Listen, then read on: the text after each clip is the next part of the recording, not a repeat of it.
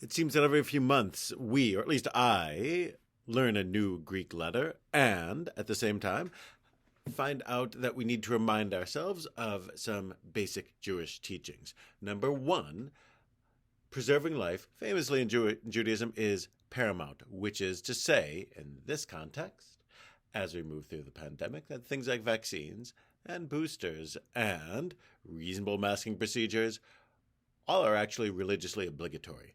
The press every so often will see references to religious exemptions. Jewishly, these don't really exist, which is to say there's no, I know of no way to sort of read traditional Jewish sources and land at a reasonable conclusion that says you're not supposed to be vaccinated or boosted unless your personal physician tells you so. I know there are Jews out there who say otherwise. I actually think that they're stacking the deck in one spot or the other. There's no way to actually read through the sources and come to that conclusion. We're always commanded to preserve life when possible and to follow evidence. You don't get to put your ideology before evidence. So, again, vaccines, boosters by this point really are part of the game. Also, there is another central Jewish teaching saying that when, it should be not until we're 120, but when we do die, that we will be asked in the world to come, why didn't we partake of all of the pleasures that God created that were permitted to us?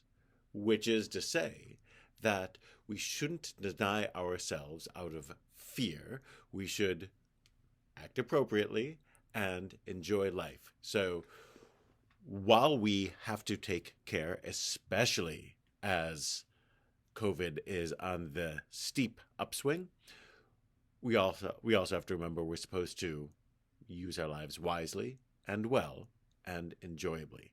How do we do this?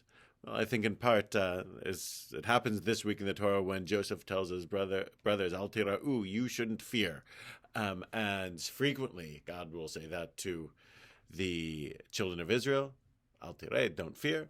We end Adon Olam every service, every week, saying Lo ira, you should not fear, which is to say we should approach things reasonably and try and find a reasonable balance in our lives, not give in to fear, not give in to panic, but rather take appropriate steps.